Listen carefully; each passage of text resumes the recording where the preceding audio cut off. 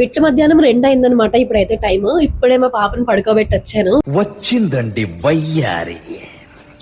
General గా మధ్యాహ్నం మాటలు మా పాపను పడుకోబెట్టను, బట్ కానీ నాకేమైనా స్పెషల్ వర్క్ ఉన్నప్పుడు కానీ మా పాప నన్ను అంత మాటగా డిస్టర్బ్ చేస్తూ ఉంటుంది వర్క్ లో అని అనిపించినప్పుడు మాత్రం పడుకోబెట్టేస్తాను. అలానే ఈ రోజు నేను కొంచెం షూట్ చేయాలనుకుంటున్నాను లాంగ్ వీడియో గురించి. అందుకని దానికి నిద్ర రాకపోయినా సరే బలవంతంగా పడుకోబెట్టేశాను అనమాట. మధ్యాహ్నం మాటలు యూజువల్ గానే పడుకోబెట్టను, ఎందుకంటే మధ్యాహ్నం పడుకుంటే రాత్రి 11, 11:30, 12 చేస్తుంది మా పాప. సో లేట్ చేయకుండా మా పాప పడుకున్నప్పుడు నేను ఏం చేస్తానో మీకు చూపించాలి అని అనుకుంటున్నాను. Without any further late, let's get in to the video. Hi, I'm Sushma and welcome back to my YouTube channel. Start చేద్దామా? సో నేను ఎలా షూట్ చేస్తానో నేను మీకు ఈ వీడియోలో చూపించబోతున్నాను. సో ఫస్ట్ పార్ట్ ఏంటంటే, నేను ఎక్కడైతే వీడియోస్ చేయాలి అని అనుకుంటున్నానో ఆ ప్లేస్ అంతా నీట్గా ఆర్గనైజ్ చేసి పెట్టేస్తాను అనమాట. సో వీడియో మొత్తం నీట్గా పడాలి కాబట్టి సో అడ్జస్ట్ చేసుకుంటున్నాను నేను ఇక్కడ.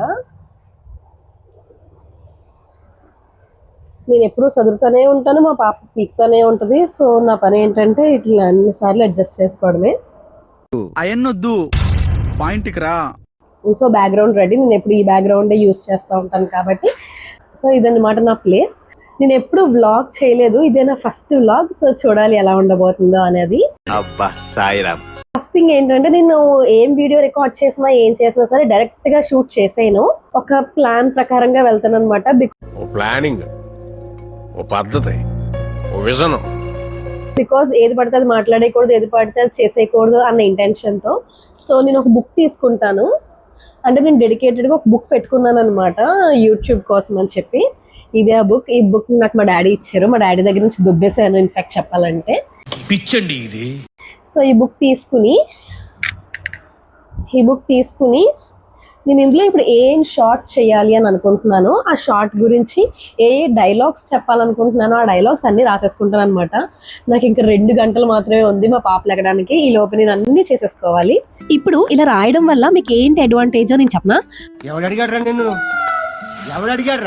మనం ఏమన్నా ఒక మనసులో ఒక మాట అనుకున్నాం అనుకోండి, అది డైరెక్ట్ గా ఎగ్జిక్యూట్ చేసేసాం అనుకోండి, మన మైండ్ లో ఏదైతే ఉందో అదే మనం ఎగ్జిక్యూట్ చేస్తాం తప్ప దాన్ని మార్చే ప్రయత్నం చేయము. కానీ ఒక్కసారి పేపర్ మీద పెన్ను పెట్టి రాసాం అనుకోండి, మనం ఏం చేయాలనుకుంటున్నాం అనేది.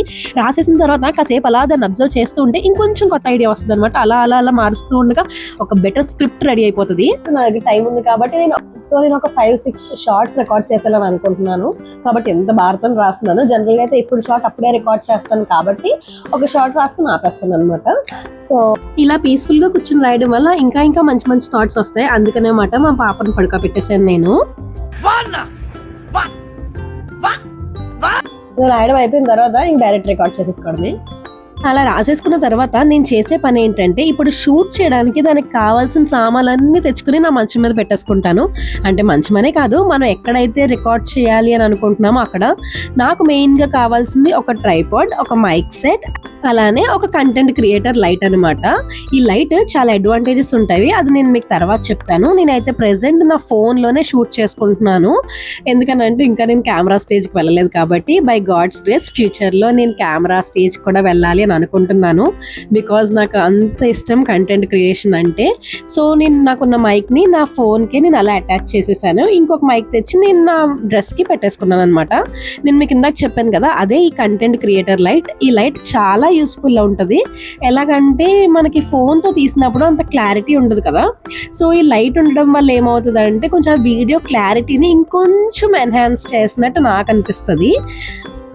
సో ఆ ట్రైపాయిడ్కి మొత్తం ఫిక్స్ చేసేసాను, phone and mic and light కూడా. ఇప్పుడు ఏంటంటే ఆ లైట్కి ఇంకా చాలా మోడ్స్ ఉంటాయన్నమాట. ఒక డైరెక్ట్ లైట్ అని, వార్మ్ లైట్ అని, అలా వేరే వేరే టైప్స్ ఉంటాయి. మనకి ఏది కావాలంటే అది సెలెక్ట్ చేసేసుకోవచ్చు. ఈ లైట్ నేను మెయిన్గా కొనుక్కోవడానికి రీజన్ ఏంటంటే, సమ్మర్లో నాకు అసలు ఈ లైట్తో సంబంధమే ఉండదు. నేను అసలు వాడిన అనమాట. బట్ కొంచెం చలికాలం, వర్షాకాలం వచ్చినప్పుడు ఈ రూమ్లోకి అసలు సన్ లైటే రాదు. సో న్యాచురల్ లైట్ అసలు రాదనమాట. వీడియోస్ చాలా తక్కువ క్లారిటీతో రికార్డ్ అవుతాయి. నేను ఎంత కష్టపడి చేసే ఏం ఉపయోగం వీడియో క్లారిటీ లేనప్పుడు అని చెప్పి లైట్ తీసుకున్నాను. యాక్చువల్లీ నేను దీన్ని సమ్మర్లో తీసుకున్నాను, బట్ నాకు ఆ లైట్ అప్పుడు అంత యూజ్ అవ్వలేదు. మీరు అక్కడ చూస్తూ ఉంటే నా బెడ్ పక్కనే ఉందన్నమాట కిటికీ.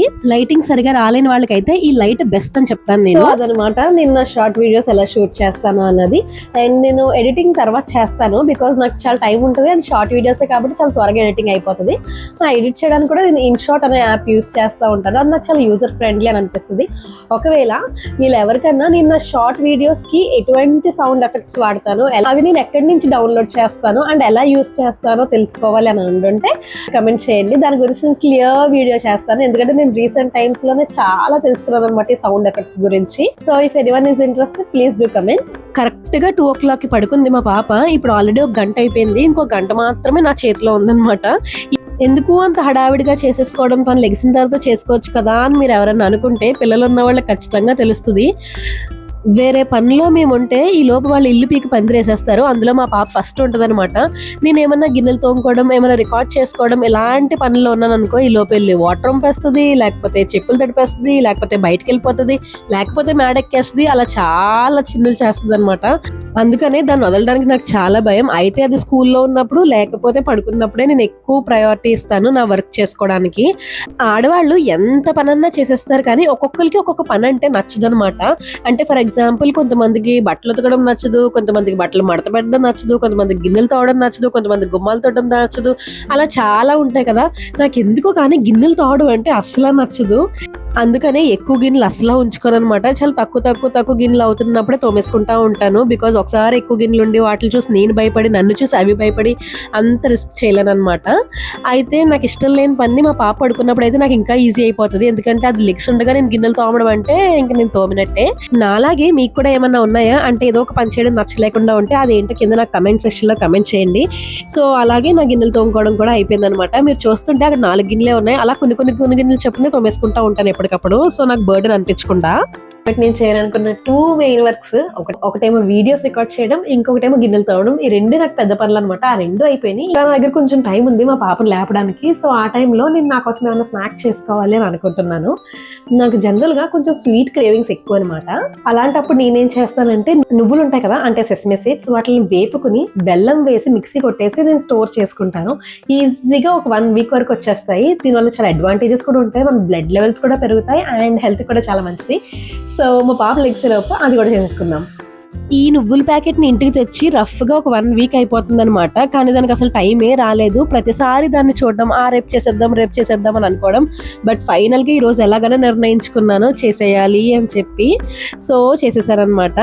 ఏంటంటే నువ్వుల్ని ప్యాన్ మీద పెట్టేసి డ్రై రోస్ట్ చేసేయడమే. నేను స్టవ్ వెలిగించుకుని చిన్న మంట పెడుతున్నాను, చాలా చిన్న మంట. ఎందుకంటే ఉత్తి పున్నానికి రెడ్ కలర్లో మాడిపోతాయి కూడా. సో దాని టేస్ట్ మొత్తం పాడైపోతుంది.